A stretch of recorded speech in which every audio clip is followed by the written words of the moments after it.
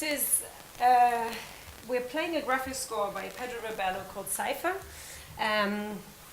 You will have, if you were here this morning, you will have seen in my presentation I had lots of little pictures of it. You will see exactly what we are seeing. The only difference is that we have a countdown so we know when the next event happens, which is important in this piece. It's really about the change of texture. And I'm really happy to say that we've never played together before, as it often happens in sort of experimental situations. You just sort of get together. But I'm joined by Alice on the cello, Ryan on piano, and Jonathan on trumpet. And I think if you can all see the countdown, I'll start it again, and then hopefully.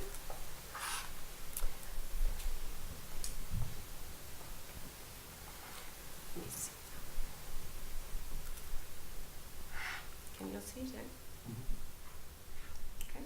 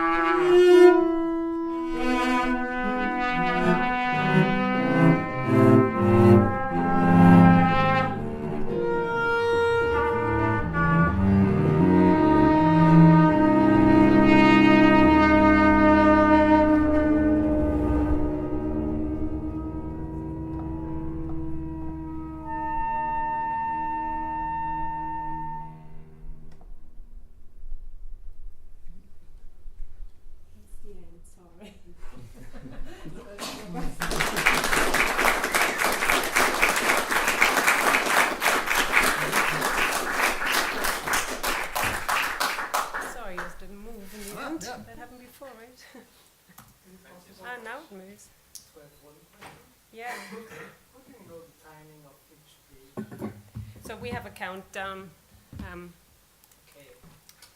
So it goes like this. Okay, for each page you have a countdown. Yeah, and sometimes it might be 90 seconds, sometimes 60. So yeah, so we at least, I guess the only difference is that we're anticipating something to change. Yeah. So. And why is there a countdown and not a timeline? Composer's choice. I imagine it gives more. Oh, well, no, actually, I guess also timeline then really determines that you have to go from left to right. And here we have the, I mean, you know, you can just interpret the right bit or just the dots, or you can go 3 times as fast, and someone might decide just to go left to right in 1 minute. The other person might do it in 1 minute, but 10 times or something. And I think sometimes, we talked about this sort of whole listening thing anyway, but sometimes it doesn't seem to make sense to, from my point of view at least, to play what I think I'm seeing because of what I'm hearing, and I might then decide just to go with one particular dot or with one particular line to sort of, I think we had this nice exchange there with a sort of trill section, and it seemed to me that everyone was just going by what they were hearing, or more so than maybe by what they were seeing. Yeah, you have to ignore, don't you? I mean, I think it was. I felt like personally it was a combination, being it's like pulling off of this, listening, maybe going back to this, but always kind of being aware of everything that was happening. And that was my feeling. So how did you feel, Ryan? I mean, this score system is so completely opposite to yours in a way that... It's completely wrong. you're being forced to express yourself there. Exactly. Yeah. Too much Very, freedom, yeah. Yeah, I know. It's like having to write a love letter. It's very open and emotional. It's very fulfilling. And so, thank you for letting me play. I think you expressed yourself emotionally beautifully. Thank you. Yes. No, it's a good question. It's very different, and I think that's what's exciting about the symposium in general, is that we're seeing different notational approaches, each one equally valid, and then being able to talk about, like, it'd be very difficult for me to do what I do to get the kinds of sounds we got, but then that's just like, but that's good, because if we were all writing the same music, that would be a real bummer, I think. I don't know. Maybe not. Yeah, I think that was an interesting moment where Alice developed a little sort of rhythmic pattern or loop or something, which maybe is something that in your pieces is almost more instructive, because you have very sort of rhythmical events, don't you? There's sort of dots and the numbers flashing. Whereas a lot of this doesn't necessarily maybe lend itself to, oh well, yep. But so these things, I guess what I'm saying, can develop, which is nice, when all of a sudden something develops that you weren't necessarily expecting.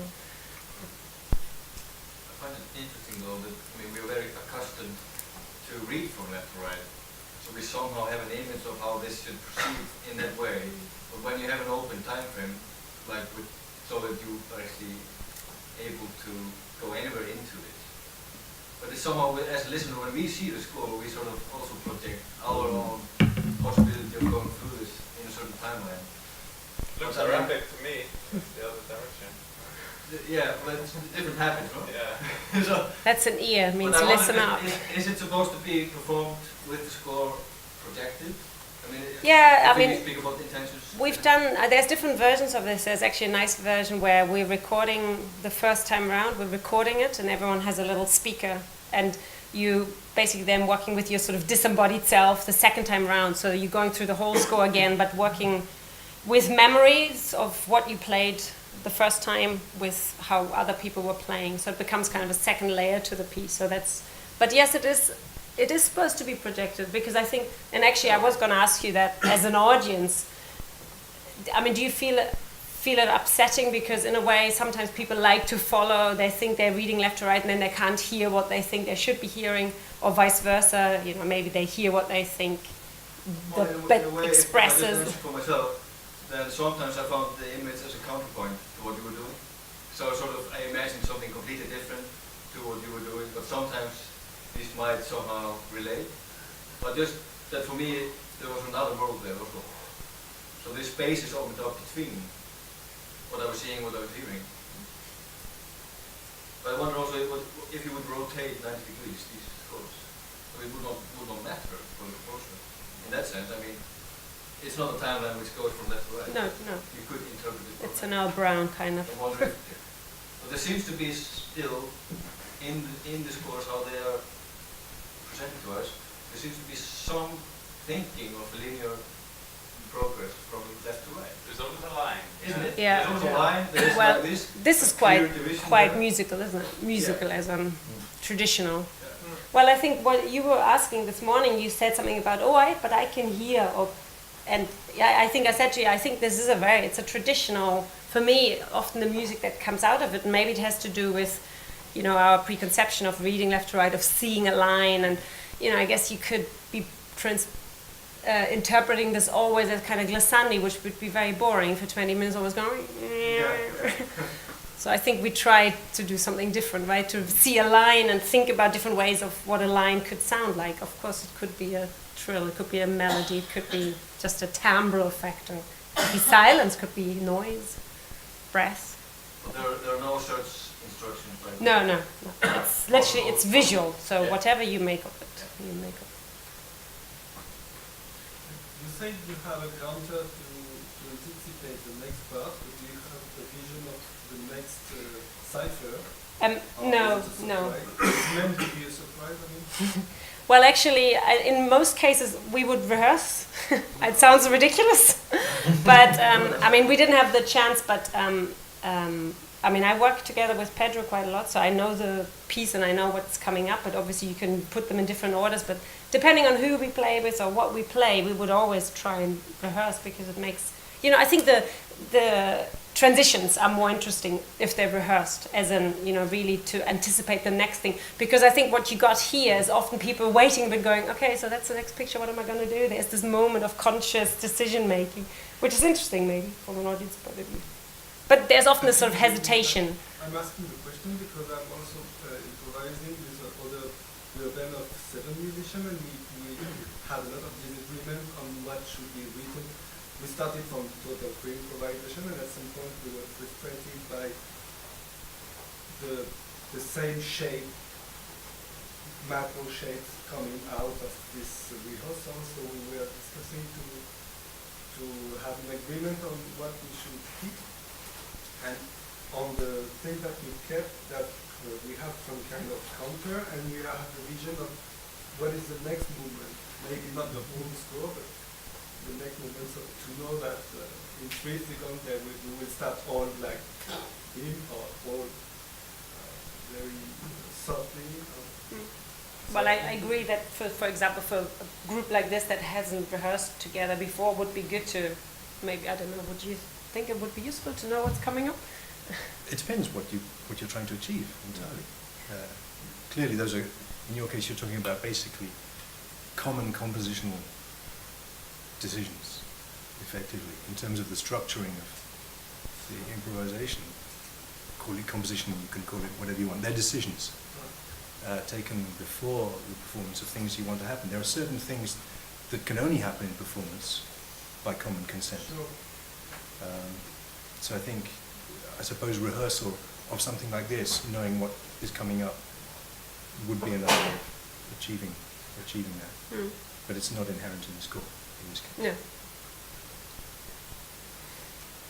I think it's really very interesting because I think we don't hear the same thing with the score. I try to imagine the same piece without the score, and I'm pretty sure that we don't hear the same thing with the score because the score participates to the listening. And sometimes you anticipate something because it's written or represented in some way. That didn't happen, but anyway, you heard it before, and it's really different, I think. Yeah, without wanting to generalize, but I have the experience that people who are not necessarily from a music background, they really like to see what's happening, and they always ask, why can't we see? Because we've obviously done things before that there's something going on here, but no one actually knows what's going on. But I think often musicians also, they prefer not to see things sometimes. They just want to make their own, create their own notation or scores in their minds also. But I think that's an interesting thing about the shape. I think these things, in the sort of general sense, just dictate a kind of a different kind of form, because it just happens a lot in free improvisation. It's that. And it's really hard to move away from that unless you very consciously decide with your group saying we're going to do that structure or that structure. But if you just let it happen, maybe that's just sort of a natural, sort of a growing and a dying. You were talking about death, right, this morning? So I think that's what this does. It does pull you out of this very kind of arch-shaped approach to improvising, I think. I just wonder, especially as musician listeners, whether you find there's a sort of co-improvisatory listening when you see a score like this. So you see how the language is developing, you see how the notation is developing, and then, how can I put this not negatively? I mean, you kind of anticipate something. You think, oh, okay, on the basis of this, I imagine that, there's some graphical thing halfway through the page, and then it doesn't happen, or you have to project it, or you just wish you could get up onto the stage and But if it doesn't, take over the it drum. didn't happen, it doesn't matter because you heard it. Yeah, but that's what I mean. You have an active listening on the basis Yes. of this information that you couldn't have without, perhaps. Yeah, I think there's definitely sort of a dialogue between the two, and when I saw all of this, I imagined something totally different because there was so much white space on the page. So I was expecting it to be very silent a lot of the time. So I kind of added that into the, you know. And I find that quite fascinating that you see something and you interpret it as you would as a musician, and then someone does something totally different. And I think that's kind of beautiful. I like that. But, I thought it was annoying because you weren't playing the score. These guys also saw more white than we did, right? They saw But everything. yeah, well, exactly. That's a graphical view of the score, isn't it? Because a musician speaking is a very looking for a euphemism for old. Yeah, that's what Sure. believe me. You know, when a musician sees white paper on the score, they see somewhere for their shopping list or phone numbers or stuff. And then, of course, the signs become the stuff. So that's a much more enlightened graphical view of what the score is, to see the proportions of space. Yeah, we jump straight for the black stuff, don't we? Exactly. You see that? Yeah, It's yeah, good. yeah. You also see more white. We don't see as much white over there. I saw predominantly white, just empty space. That's what I saw most of the time. So.